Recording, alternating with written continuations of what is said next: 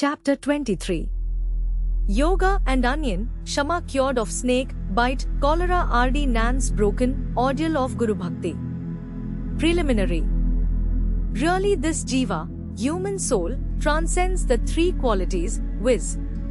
Sattva, Rajas and Tamas, but being deluded by Maya, he forgets his nature which is existence knowledge bliss, and thinks that he is the doer and enjoyer and thus entangles himself in endless miseries and does not know the way of deliverance. The only way of deliverance is loving devotion towards the Guru's feet. The great player or actor Lord Sai has delighted his bhaktas and transformed them into himself, his nature. We regard Sai Baba as an incarnation of God for reasons already stated, but he always said that he was an obedient servant of God. Though an incarnation, he showed the people the way, how to behave satisfactorily and carry out the duties of their respective stations, varnas, in this life. He never emulated others in any way, nor asked others to have something done for him. For him, who saw the Lord in all movable and immovable things of this world, humility was the most proper thing. None he disregarded or disrespected, for he saw Narayan, Lord, in all beings. He never said, I am God, but that he was a humble servant, and he always remembered him and always uttered, Allah Malik, God is the sole proprietor or owner. We do not know the various kinds of saints, how they behave, what they do and eat, etc. We only know that by God's grace they manifest themselves in this world to liberate the ignorant and bound souls. If there be any store of merits on our account, we get a desire in listening to the stories and leelas of the saints, otherwise not. Let us now turn to the main stories of this chapter. Yoga and Onion. Once it so happened that a sadhak of yoga came to Shirdi with Nana Sahib Chandorkar. He had studied all the works on yoga, including the Yoga Sutras of Patanjali, but had no practical experience.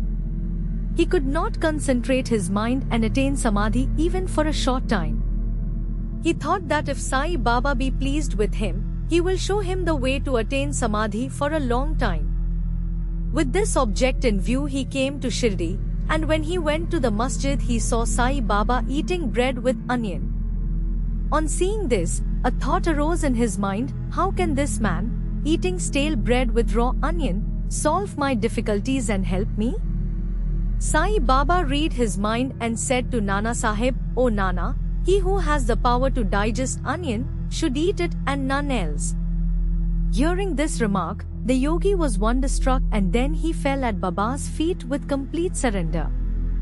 With pure and open mind, he asked his difficulties and got their solution from Baba.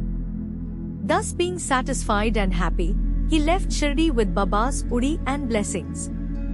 Shama cured of snake bite. Before Hemadpant begins the story, he says about the Jiva that it can be very well compared with a parrot, and that they both are bound, the one in the body and the other in a cage.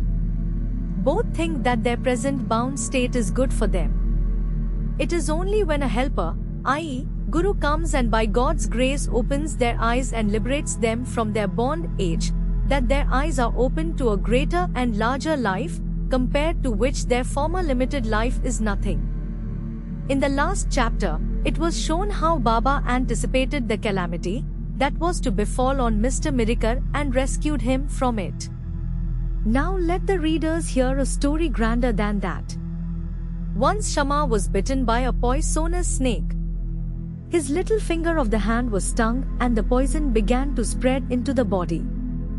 The pain was also severe and Shama thought that he would pass off soon. His friends wanted to take him to the god Viroba, where such cases were often sent, but Shama ran to the masjid to his Viroba, Sai Baba. When Baba saw him, he began to scold and abuse. He got enraged and said, O while Bhaturdya, priest, do not climb up. Beware if you do so, and then roared, Go, get away, come down. Seeing Baba thus red with wrath, Shama was greatly puzzled and disappointed. He thought that the masjid was his home and Sai Baba his sole refuge, But if he was driven away like this, where should he go? He lost all hope of life and kept silent.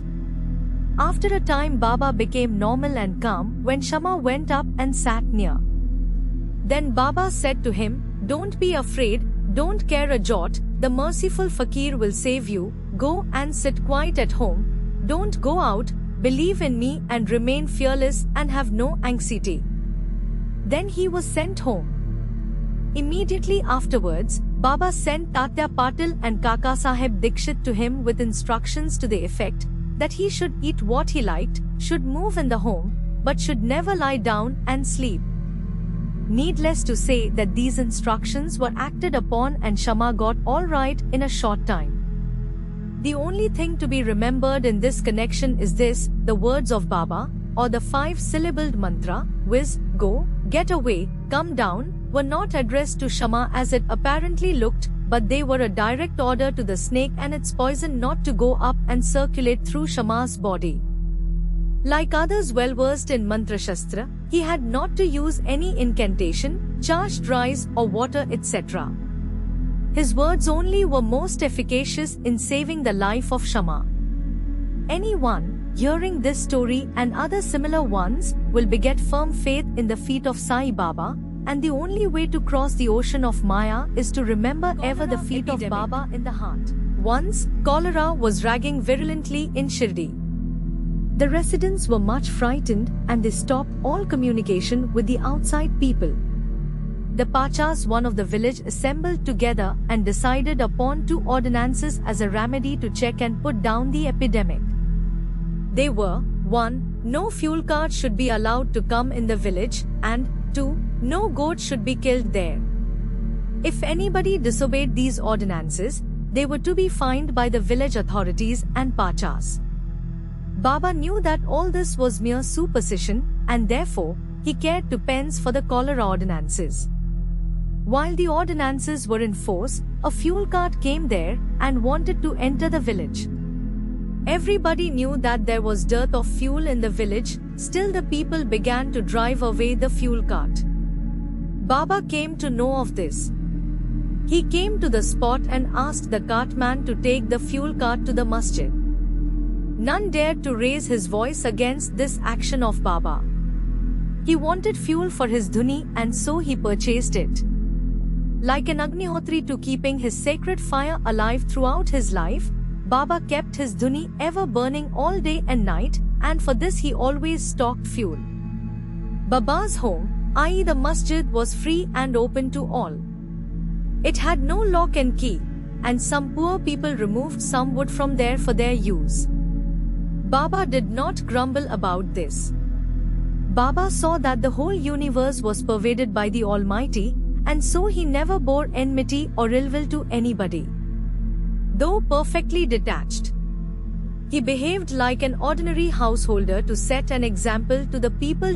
Ordeal of Guru Bhakti. Let us now see how the second cholera ordinance fared with Baba. While it was in force, somebody brought a goat to the masjid. It was weak, old and about to die.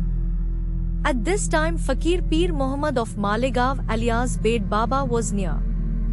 Sai Baba asked him to behead it with 1 stroke and offer it as an oblation. This Bed Baba was much respected by Sai Baba. He always sat on the right hand of Sai Baba.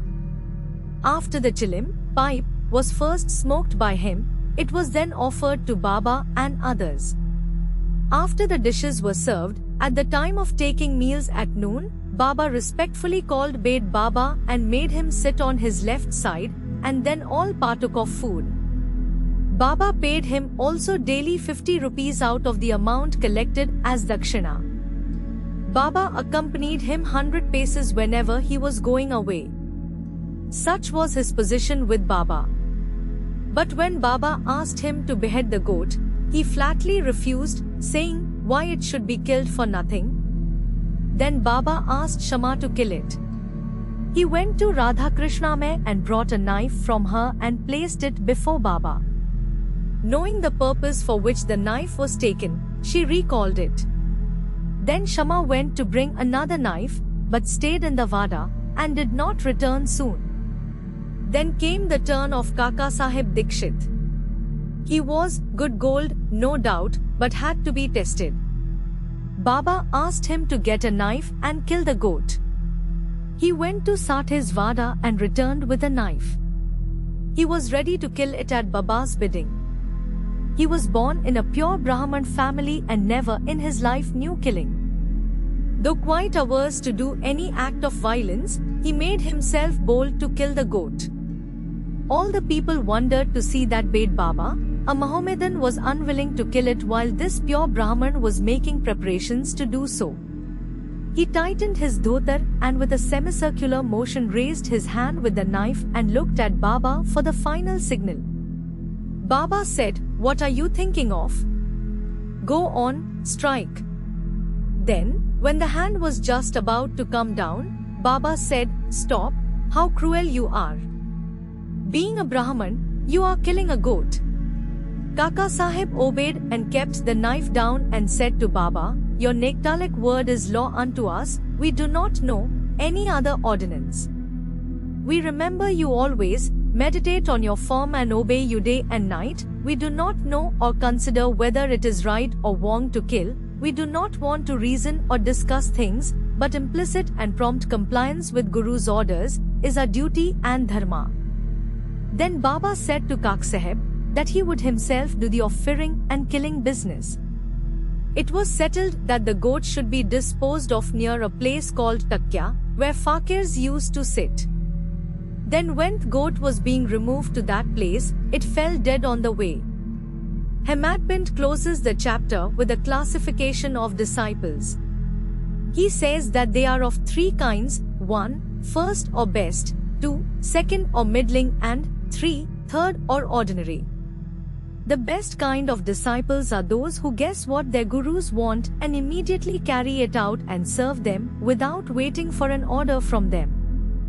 The average disciples are those who carry out the orders of their masters to a letter without any delay, and the third kind of disciples are those who go on postponing the carrying out of their orders and making mistakes at every step. The disciples should have firm faith, backed up by intelligence, and if they and patience to these, their spiritual goal will not be distant. Control of breath in going and outgoing, or heart yoga, or other difficult practices are not at all necessary. When the disciples get the above mentioned qualities, they become ready for further instructions, and the masters then appear and lead them on in their spiritual path to perfection. In the next chapter we will deal with Baba's interesting wit and humor. Bow to Sri Sai, peace be to all.